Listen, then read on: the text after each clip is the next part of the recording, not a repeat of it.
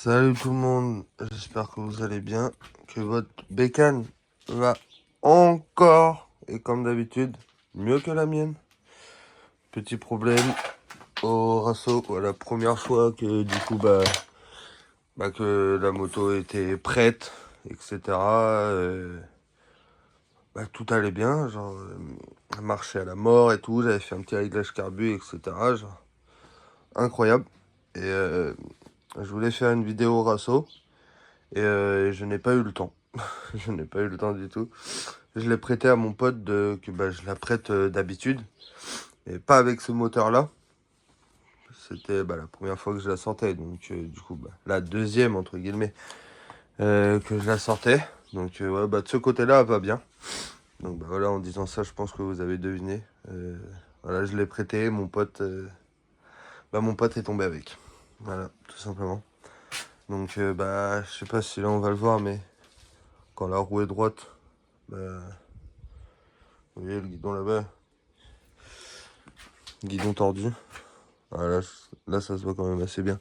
La roue est droite? Non, là elle est droite. Voilà, guidon tordu. Il n'y a plus de bocal. Plus de frein.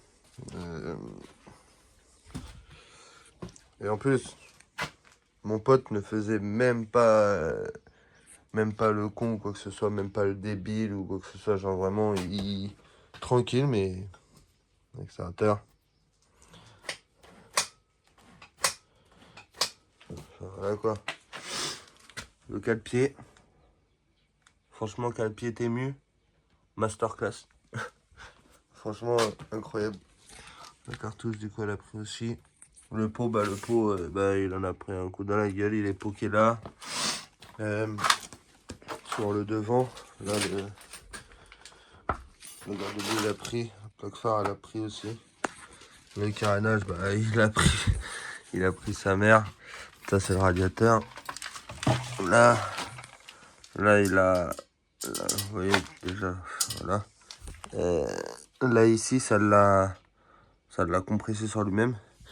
Et quand j'avais fait le montage, genre mon pot, il était maintenu au niveau de la bride et de l'échappement, tellement c'était serré comme il faut, tout nickel. Et en fait, le pot, il venait se fixer entre le cadre et le cale-pied.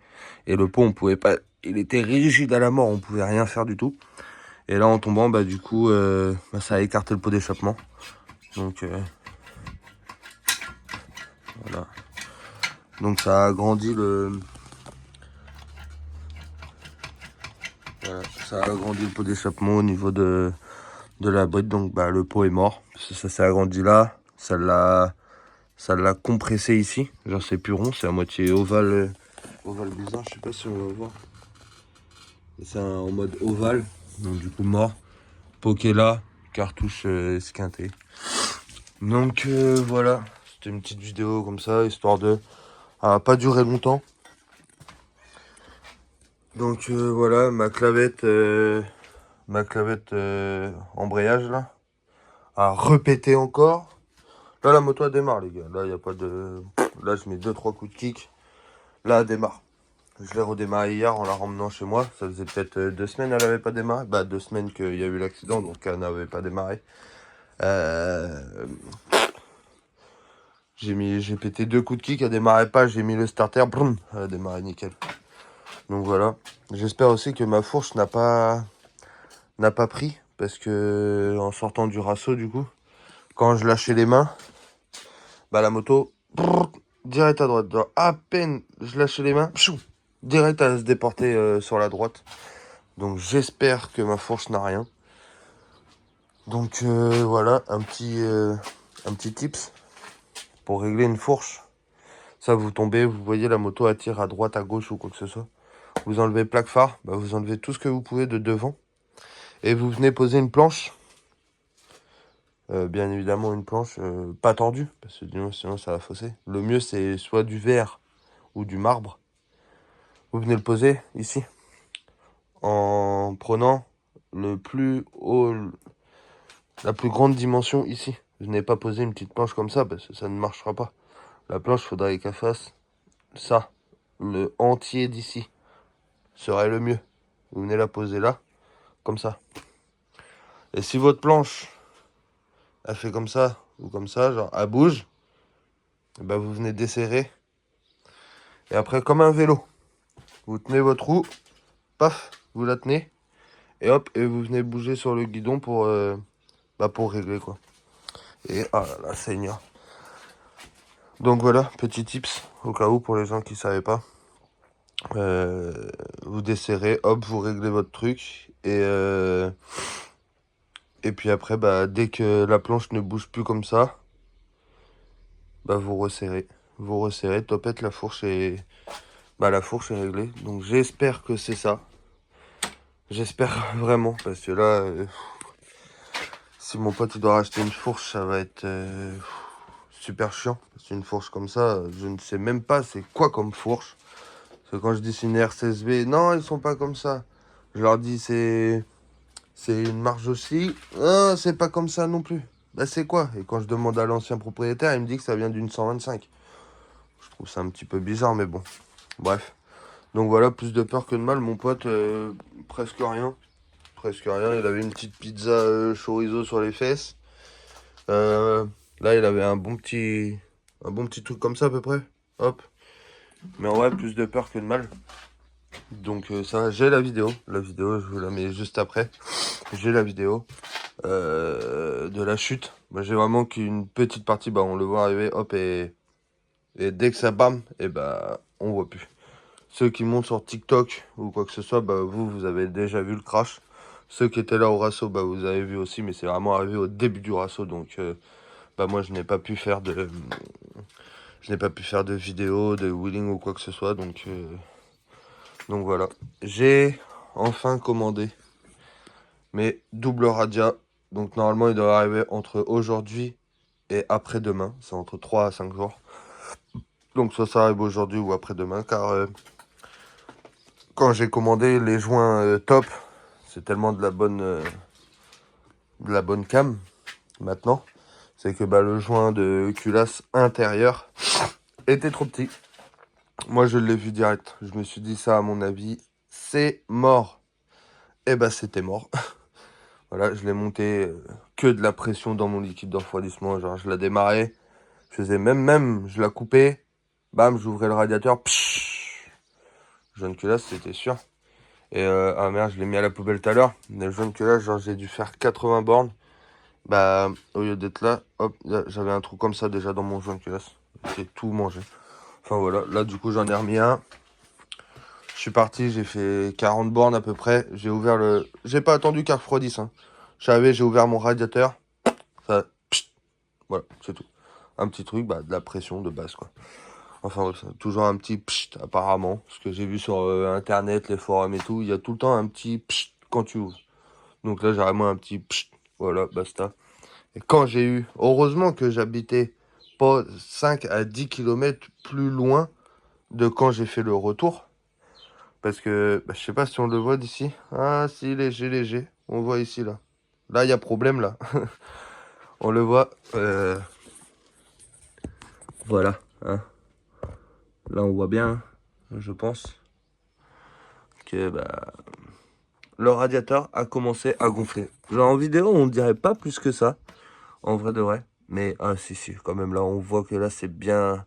De base, c'est comme ça. Là, on voit à partir d'ici, ça gonfle. Là, c'est surgonflé, même. Et quand il sera démonté, je vous le ferai voir. Franchement, il est bien gonflé, quoi. Hein. Donc, bah, voilà. Hein. Plus rien d'autre à vous dire.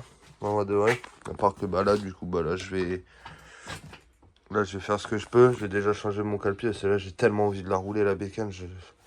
2 semaines, j'ai pas roulé. Ça y est, je commence à... J'en peux plus. Changer mon cale-pied. J'ai les anciens cale-pieds à mon pote, là. Donc, hop. En attendant... Bon, bah déjà, je vais prendre l'autre cale-pied parce que celui-là, ce n'est pas le bon. Je vais déjà changer les cale-pieds. Je l'ai vu tout à l'heure. Où tu es? Celle-là, j'ai mes pièces à moi et les pièces à mon pote de mélanger. Donc, c'est relou. Je l'ai vu tout à l'heure. Il est où? Donc, voilà. Je vais déjà changer. Je vais changer le cale-pied. Et le guidon, je sais même pas si je veux le changer, parce que ça me fait un peu chier. Ah, il est là. C'est bon.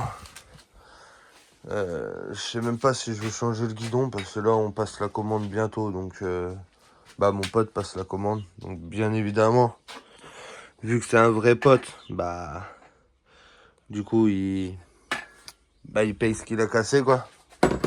Donc, ce qui est logique, c'est ça qu'on appelle des vrais amis, qui cassent, qui payent, voilà. Donc, bah là, on va commander guidon KRM, du coup, vu qu'on n'arrive pas à le trouver d'occasion. C'est bah, le violet introuvable en occasion. Donc, guidon KRM, qui va me commander. Le mettre, bah, le frein avant, le mettre cylindre, quoi. Radia en 17,5 qu'on va commander aussi. Et après, bah, les petites pièces témues, genre bah, les cale-pieds. Parce que là, vraiment, je vais racheter les mêmes cale-pieds. C'est tellement incroyable, genre. Je pense que ça a beaucoup protégé mon pot d'échappement aussi. Donc, les cale-pieds témus qui va racheter. Le tirage rapide qui va racheter. Puis maintenant, faut que je me décide. Faut que je me décide à... Qu'est-ce que je fais? Est-ce que je rachète le même cover? Le même covering tout? Parce que du coup, il me rachète un covering aussi. Parce que bah du coup, bah... Là, c'est mangé. Sur la plaque phare, c'est mangé. La plaque phare est mangée là. Puis garde-boue. Donc, vu que je n'ai plus assez de chute, bah, je peux pas le refaire. Donc, qu'est-ce que je fais? Soit je rachète le même. Bon, ce qui me fait chier, c'est que ça, du coup, je vais devoir les racheter aussi. Bah, à part, si je rachète le même, bah, de toute façon, je dois la refaire, la bavette. Donc, si, je devrais les racheter. Je vais les mettre dans mon panier. Qu'est-ce que je fais? Je la laisse comme ça. Moi, ce qui me fait, entre guillemets, chier, c'est qu'il y a des reflets à moitié vert bizarres. Et ça me déçoit depuis que je l'ai. Qu'est-ce que je fais? Je refais le même cover où j'ai vu un autre covering. C'est un noir nacré violet. Franchement, il est masterclass. Il est super beau. Et je me dis, pourquoi pas faire, entre guillemets, une Evo 2, parce qu'il n'y aura que les carénages qui vont changer. Ça peut faire partie d'une Evo 2 ou quoi que ce soit, mais bon, voilà. Donc, je ne sais pas. Qu'est-ce que je fais? Ah, mon embrayage s'est légèrement détendu. Ah oui, j'ai quand même pas mal de mou. Tout ça, c'est que du mou. Là, je le règle. Donc, qu'est-ce que je fais? Je remets le même cover ou je change pour une Evo 2, entre guillemets. Une Evo 2 en noir nacré violet. Je ne sais pas. Dites-moi ce que vous en pensez dans les commentaires. Et puis, ah là là, bah, tout le liquide, il est venu couler sur mes caches. Putain, je suis dégueu. Il va falloir que j'en rachète aussi parce que j'en ai cassé. Le liquide de frein, c'est vraiment corrosif à la mort. C'est une dinguerie. Donc voilà. Bon, bah voilà. C'était pour vous dire ça. Moi, je vais faire ma petite mécanique tranquillement. J'ai pas grand chose à faire. Donc, il faut que je vidange huile, radia. Et du coup, que je change mes petites lavettes. Voilà, les petites lavettes top perf. Voilà.